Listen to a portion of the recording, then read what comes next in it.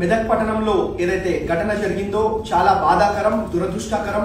ఎవరైతే కొంతమంది వారి స్వార్థం కోసం మా మెదక్ శాంతి భద్రతలకు భంగం కలిగిస్తూ మా మెదక్ ప్రజలను ఎవరైతే ఇబ్బంది పెడతా ఉన్నారో వారందరి మీద కూడా కఠినమైన చర్యలు తీసుకోవాలని చెప్పి డీజీపీ గారిని కోరడం జరిగింది. ఇందులో ఎంత పెద్ద వారున్నా ఎవరున్నా ఉపేక్షించేది లేదు, వదిలేది లేదు. అందరి మీద కూడా కఠినమైన చర్యలు తీసుకుంటాం.